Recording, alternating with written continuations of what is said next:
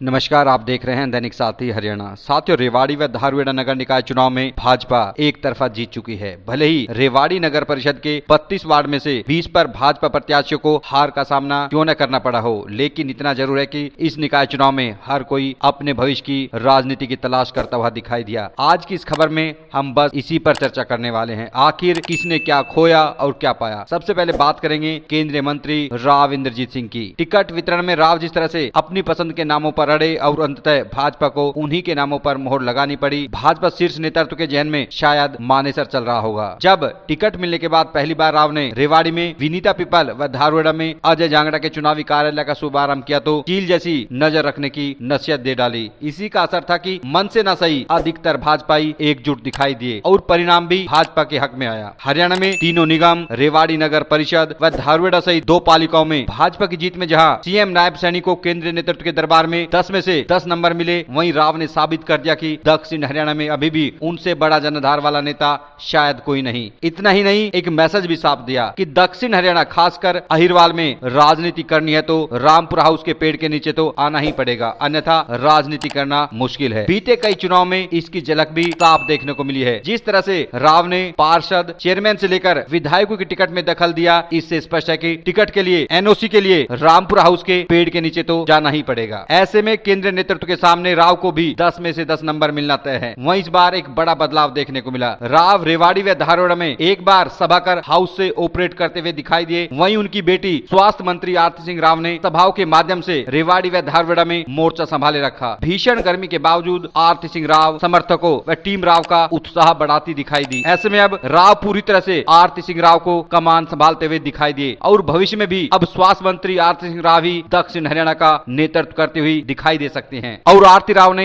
यह करके भी दिखाया। अपनी पहली ही परीक्षा में आरती राव मेरिट से पास हुई, क्योंकि राव ने जो उन पर भरोसा जताया था उसमें पूरी तरह से अव्वल साबित हुई। क्योंकि रेवाड़ी व धारूहेड़ा दोनों ही जगह लोगों ने जमकर उनके पक्ष में वोट देकर बड़ी जीत दिलाई। वहीं रेवाड़ी विधायक, कोसली विधायक व बावल विधायक भी टीम राव में काम करते हुए देखे गए, लेकिन रेवाड़ी विधायक लक्ष्मण सिंह यादव ने इस चुनाव में सुर्खियां भी खूब बटोरी। जानकारों की माने तो विधायक अपने समर्थक को टिकट दिलाकर नगर परिषद में मुखिया बनाकर अपना सिक्का चलाना चाहते थे, लेकिन एक बार फिर से ऐसा नहीं हो पाया। जानकारों की माने तो उनके अधिकतर समर्थक प्रत्याशी चुनाव तक हार गए। बता दें कि तत्कालीन चेयरपर्सन पूनम यादव के कार्यकाल के दौरान उनके सफाई अभियान से सफाई कर्मचारियों को हटाना उनको आज भी अखरता होगा। जब बात तत्कालीन चेयरपर्सन की हो तो जिस तरह से उनके कार्यकाल में कथित भ्रष्टाचार के आरोप लगे और उनको पार्टी से बाहर तक का रास्ता दिखा दिया गया, चुनाव परिणाम बता रहे हैं कि उनके साथ नाइंसाफी हुई। यदि पूनम का कार्यकाल इतना ही खराब था, शायद भाजपा प्रत्याशी विनीता पिपल हार जाती, जबकि इसके उलट पिपल रिकॉर्ड 21,455 वोट से जीती। मतलब रेवाड़ी के जनादेश ने बता दिया कि बीता कार्यकाल बेहतर था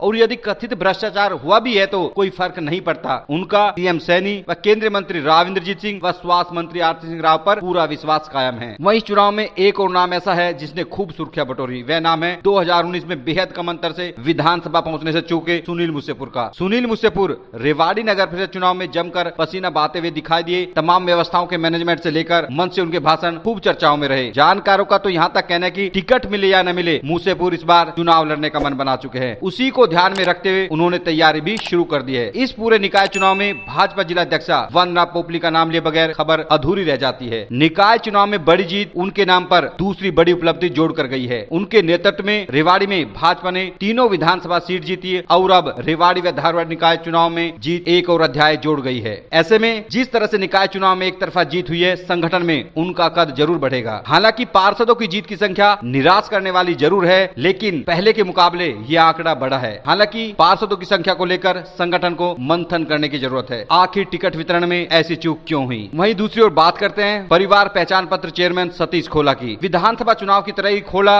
निकाय चुनाव में भी न काहू से दोस्ती न काहू से बैर वाली नीति पर चलते हुए दिखाई दिए। वहीं रेवाड़ी में वार्डों ने भी इस बार खूब सुर्खियां बटोरी। इसमें सबसे पहले नंबर पर है वार्ड नंबर 20। यहाँ पर कमल निशान पर चुनाव लड़ रहे पूर्व चेयरमैन विजय राव की पत्नी निर्मला राव को जुगनू सैनी की पत्नी सुमन सैनी ने हराकर सबको चौंका दिया। विजय राव वार्ड नंबर 20 में 2005 से काबिज थे। वहीं वार्ड नंबर 12 रेवाड़ी का सबसे हॉट वार्ड बना रहा। यहाँ पर खुद डीसीएसपी ने मोर्चा संभाला। हालांकि यहाँ पर चुनाव जरूर शांतिपूर्ण संपन्न हुए, लेकिन मुकाबला कांटे का दिखाई दिया। हालांकि अंततः भाजपा युवा मोर्चा के जिला अध्यक्ष निखिल मांडविया ने रेवाड़ी के 32 वार्डों में से सबसे उम्र का पार्षद बनकर अपनी चुनावी राजनीति पारी का आगाज किया। वहीं तीसरे नंबर पर बात करते हैं वार्ड वार्ड नंबर 8 की, जिस पर सबकी नजर थी। चुनाव परिणाम आए तो यहाँ पर लड्डू की पत्नी पूनम सतीजा जीती तो खूब लड्डू बटे। बता दें कि अकारण ही 2 बार की भाजपा पार्षद पूनम सतीजा का भाजपा ने टिकट काटकर विधायक समर्थक सीमा धिंगड़ा को थमा दिया। इसके अलावा वार्ड नंबर 10 में तत्कालीन वाइस चेयरमैन श्याम चुग कमल निशान लेने के बावजूद तीसरे नंबर पर खिसक गए। वहीं वार्ड नंबर 21 की बात न करें तो मामला अधूरा रह जाएगा। यहाँ से बागी होकर तत्कालीन चेयरपर्सन पूनम यादव व एडवोकेट बलजीव यादव ने अपने ही परिवार की शर्मिला यादव को चुनावी मैदान में उतारा हुआ था। वहीं दूसरी ओर राव समर्थक संतोष यादव चुनाव मैदान में थी। संतोष की जीत के लिए राव समर्थकों ने डेरा डाला हुआ था। चुनाव परिणाम आए तो तत्कालीन चेयरपर्सन व पूर्व पार्षद बलजीत यादव को बड़ा झटका लगा, क्योंकि संतोष यादव 492 से अधिक वोट से जीतने में कामयाब रही। चुनाव परिणाम कुछ भी रहे हों, लेकिन इस चुनाव में हर कोई अपने भविष्य की राजनीति तलाश करता हुआ दिखाई दिया। कितना कामयाब होगा यह तो आने वाला समय बताएगा, लेकिन इतना जरूर है कि इन चुनाव परिणामों में सबके लिए अलग अलग संदेश जरूर छुपे हुए हैं। नमस्कार।